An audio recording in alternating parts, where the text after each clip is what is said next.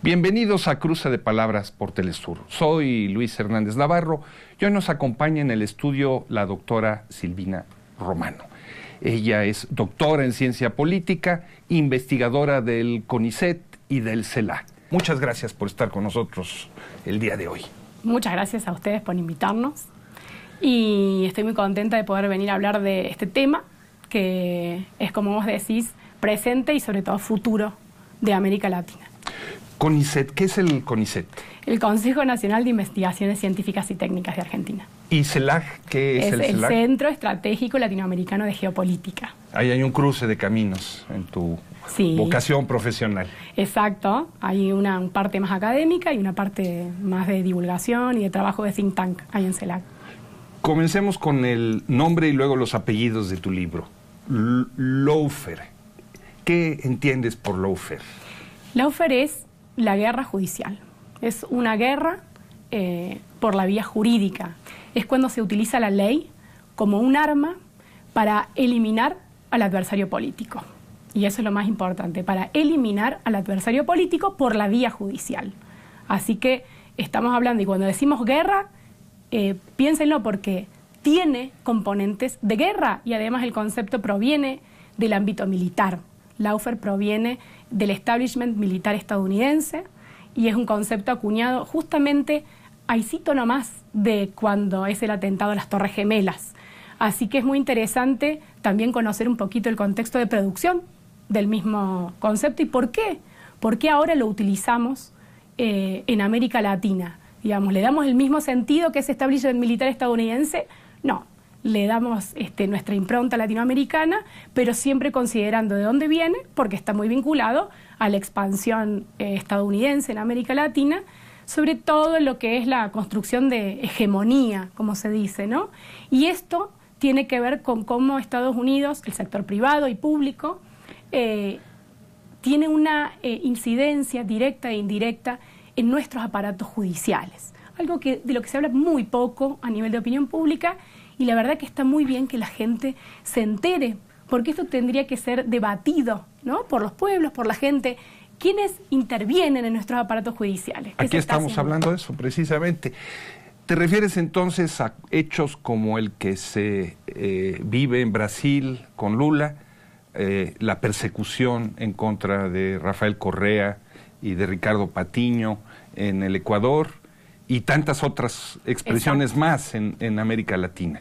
Exacto. Creo que el caso de Lula da Silva en Brasil es el más prominente o el caso más claro de Lawfare, porque en esta guerra jurídica hay dos actores fundamentales, que es el aparato judicial y el aparato mediático. Cuando hablamos de mediático son los medios concentrados, los medios hegemónicos, que se ponen al servicio de un aparato judicial que ha sido manipulado y que utiliza la ley con fines políticos.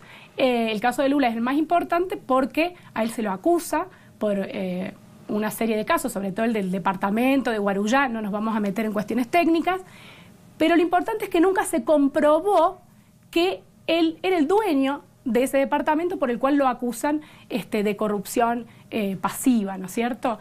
¿Y cómo se llega a esto de que él esté preso? Bueno, se llega a través de un juez que se llama Sergio Moro, muy vinculado al aparato judicial y a las universidades y al sector privado estadounidense, que junto con Deltan Dallagnol, que es fiscal, y una serie de personajes dentro del aparato judicial brasileño, reorganizan ese aparato judicial para quitar a Lula de la esfera política formal. Es decir, para evitar por todos los medios que él, Lula da Silva, pueda presentarse a elecciones presidenciales.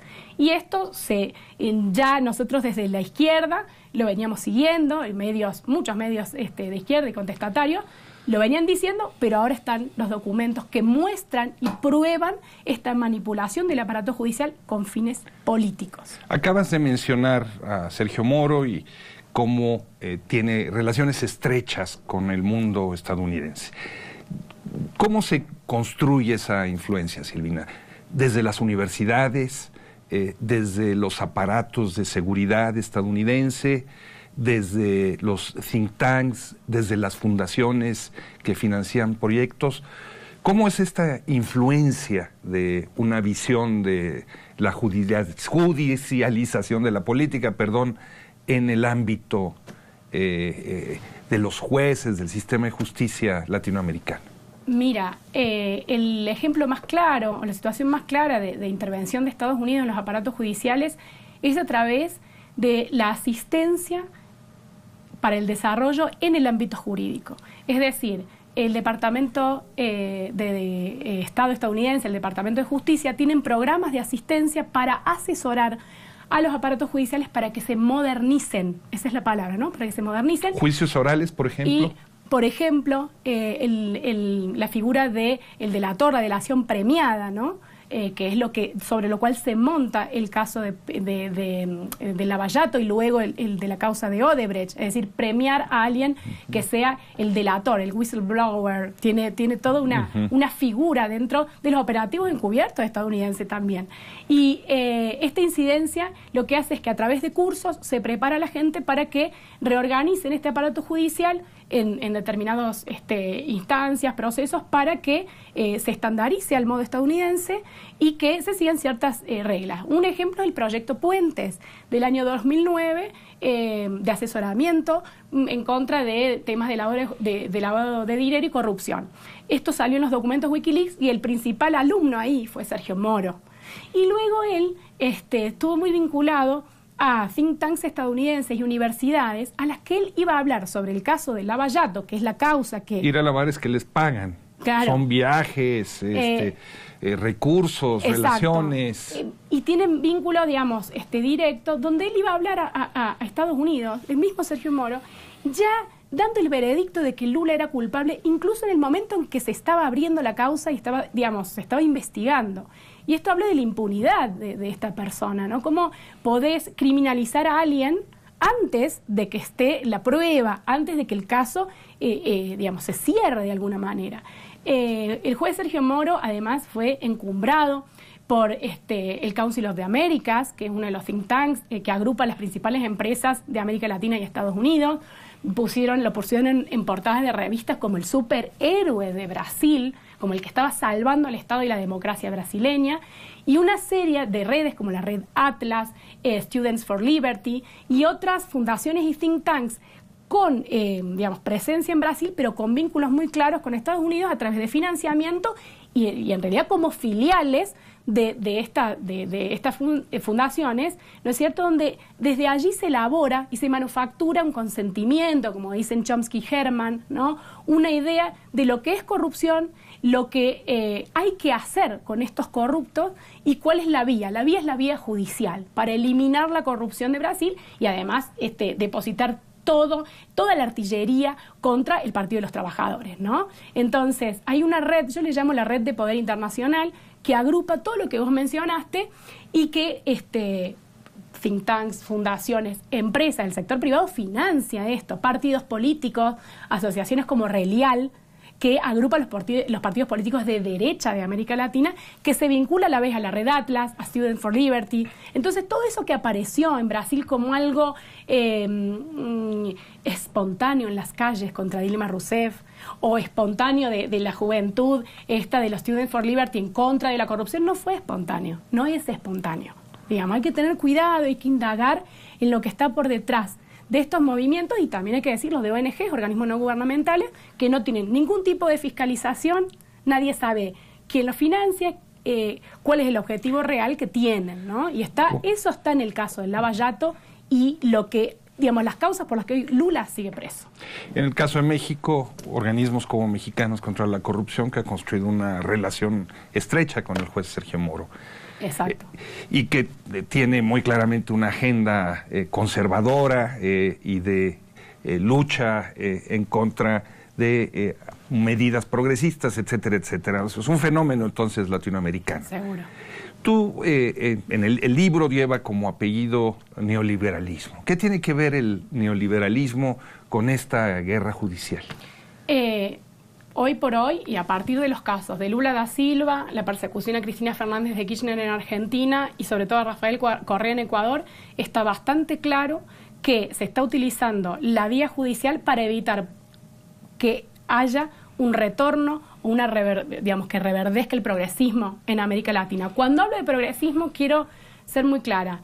la batalla es contra la intervención del Estado en la economía. Ese es el verdadero enemigo del neoliberalismo. Y fíjense que los principales funcionarios perseguidos son de gobiernos que tuvieron la osadía de generar planes económicos, ¿no es cierto?, que intervinieran, digamos, donde el Estado interviene en la economía para decidir qué hace con los recursos naturales, energéticos, con los recursos de la nación y cómo los va a redistribuir, ¿verdad?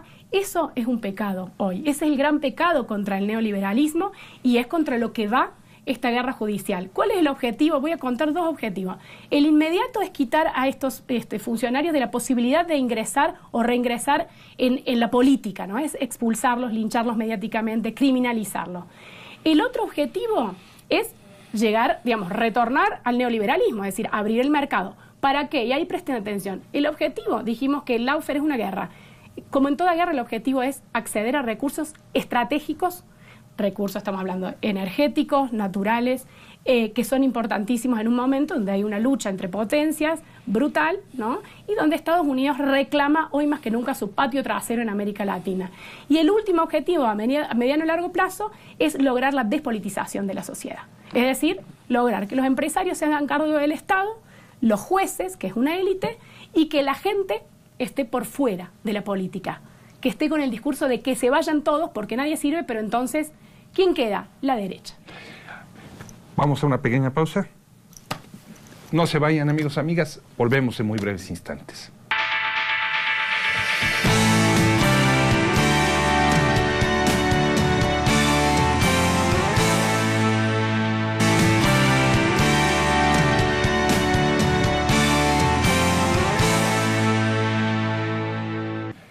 Estamos ya de vuelta en este cruce de palabras, conversando con la doctora Silvino Romano sobre la guerra judicial en América Latina. Silvina, tú nos hablas de los vínculos que hay entre estos procesos en contra de gobernantes progresistas en América Latina y Estados Unidos. Sin embargo, el corazón de estos procesos ha sido la corrupción. Y no se puede tapar el sol con un dedo. O sea, ha habido una enorme corrupción en estos gobiernos progresistas en América Latina. ¿No hay entonces algo que va más allá de esa intervención estadounidense? ¿No hay una base material que lleva a que este tipo de medidas sea bien vista en sectores de la población? Buenísima la pregunta.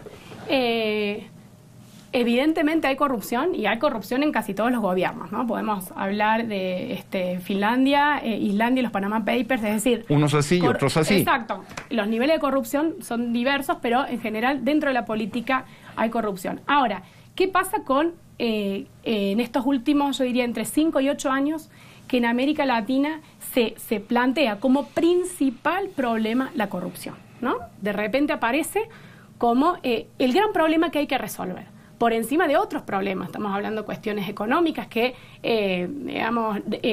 competen o incluyen a gran parte de la población de América Latina, cuestiones básicas como acceso a educación, salud, etcétera, cosas muy, diría yo, mundanas, pero que al final se olvidan y aparece como el principal problema la corrupción. Y eso ahí es donde entra la duda, es decir, es ese principal problema, y cuando uno se pregunta eso, dice, ¿quién dice que es la corrupción el principal problema? Bueno, Transparencia Internacional. Transparencia Internacional es un organismo internacional o fundación financiada por los principales filántropos a nivel mundial, sobre todo Bill Gates, incluida la familia Clinton, y desde ese lugar, desde estos think tanks, se define qué es corrupción y qué no es corrupción. Y además, de ahí abrevan algunos tecnócratas del Fondo Monetario Internacional, del Banco Mundial, y la definición es esta: la corrupción está especialmente presente en países periféricos, que tienen enormes inclinaciones al clientelismo y que son, digamos, estados ineficientes. Entonces nosotros, desde los países centrales, tenemos que comentarles cómo se hacen bien las cosas y qué es la corrupción.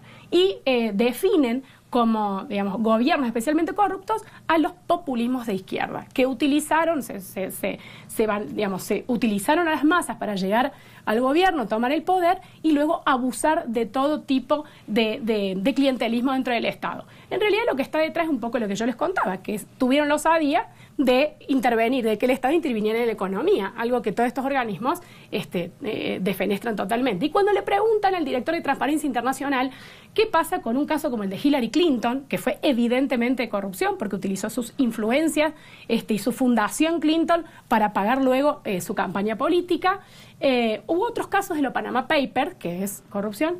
Dice que en realidad ahí hay una diferencia porque los grandes empresarios o gente que está muy vinculada al mundo empresarial tienen la capacidad de meterse o utilizar el lado oscuro de las finanzas. Fíjense, eso no es corrupción.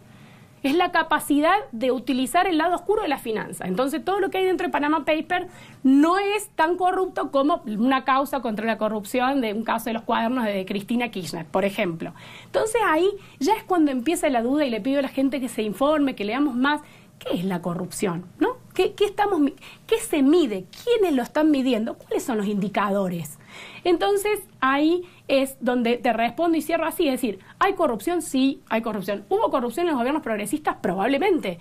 Acá la cuestión es, ¿quién lo está midiendo? ¿Y quién dice qué es más corrupto que otra cosa? Hay 8 causas, por lo menos, abiertas contra Cristina Kirchner en Argentina. Fueron todas atendidas con una celeridad maravillosa, diría yo, con un aparato judicial completamente manipulado. Macri tiene abierto 8 causas, una de ellas por los Panama Papers, con 150 cuentas offshore. La fiscal, Laura Alonso, que es la que está a cargo de la Oficina Anticorrupción, dijo frente a las cámaras, tener una cuenta offshore no es delito. Bueno, entonces ahí ya tenemos, y no se siguió investigando y salió una nota en el Clarín, el principal diario de Argentina, de prensa concentrada, diciendo, está demostrado que Macri no tiene cuentas offshore. Bueno, sí, tiene un montón, pero no son importantes. Eso no es corrupción. Cuidado, entonces, ¿qué es corrupción, qué no? Y desde América Latina contestemos, hagamos nuestra propia definición y claro que hay que combatir contra la corrupción. Sí, señores, pero hagámoslo desde acá. En la última parte de tu intervención del primer bloque, hablabas de la relación entre esta lucha contra la corrupción y el hastío ciudadano y la consigna de que se vayan todos. Y tú decías, esto puede ser instrumentalizado por la política neoliberal.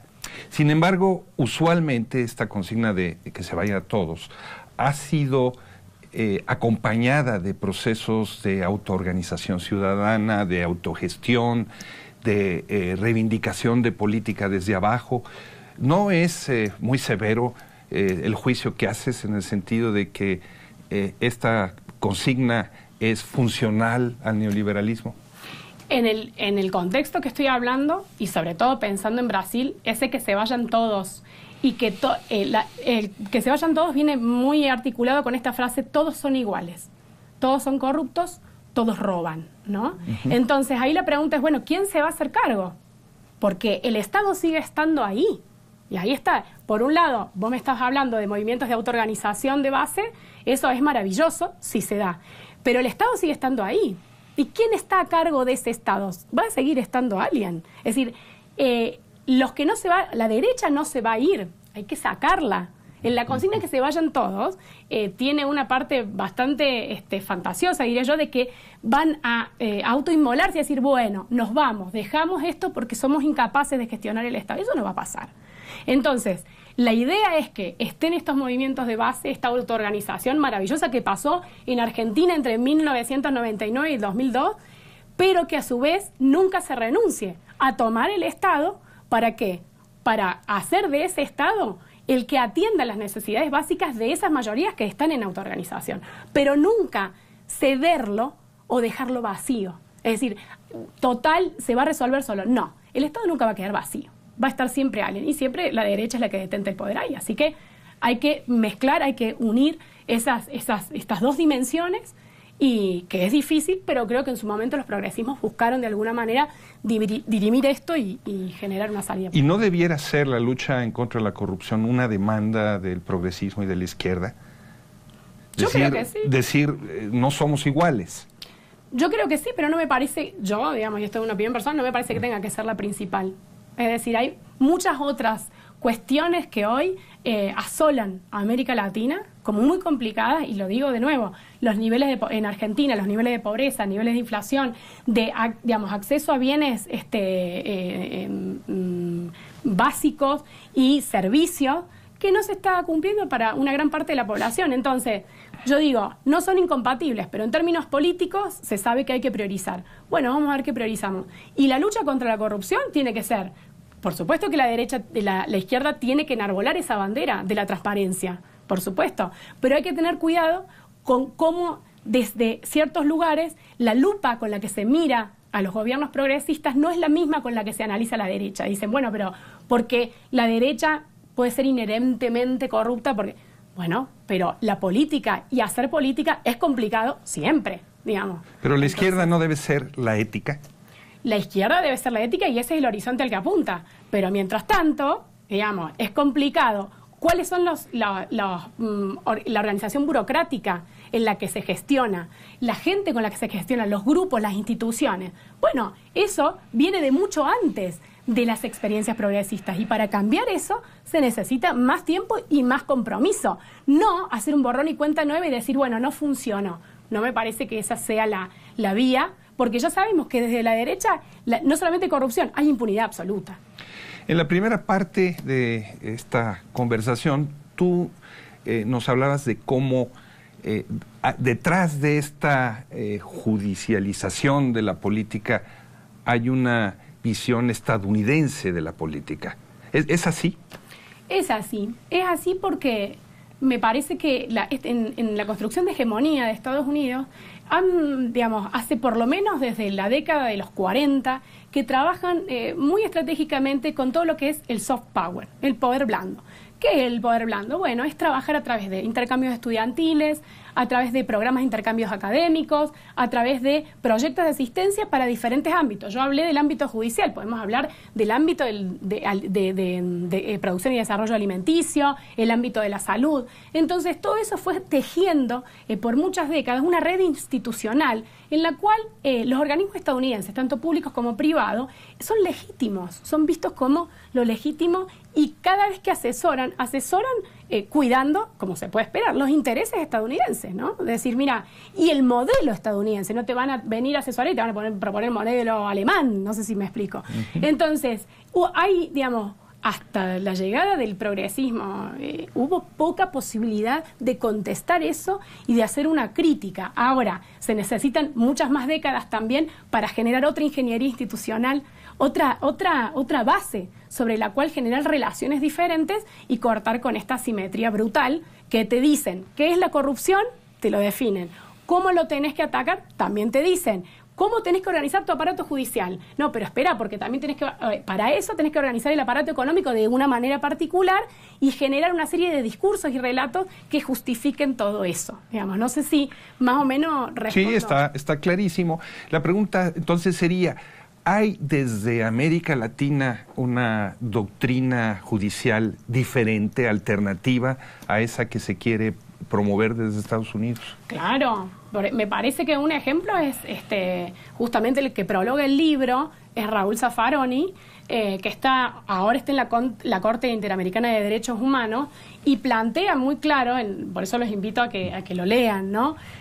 Muy claro cómo hay que pelear y cómo vienen trabajando en un orden jurídico que discuta el orden internacional asimétrico, que plantee que no todo lo que funciona en los países centrales va a ser trasplantado y funcionar en un país periférico, y sobre todo que ponga en claro ¿qué es esto de la apoliticidad de un aparato jurídico? ¿Qué es esto de la distancia entre el aparato jurídico y lo económico?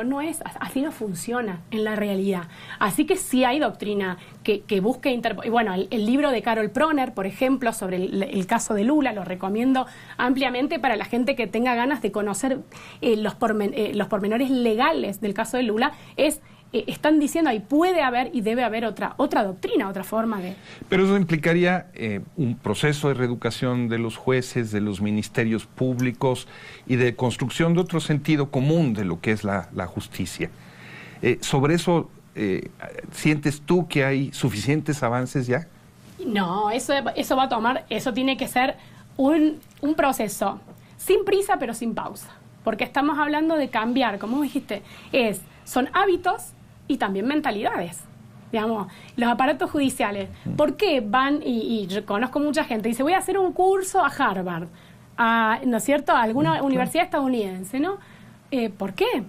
¿Por qué está esa ya naturalizado completamente de que si vas a Estados Unidos ya volvés con un know-how que te da un capital simbólico y un conocimiento superior, o que vas a improve, vas a mejorar allá?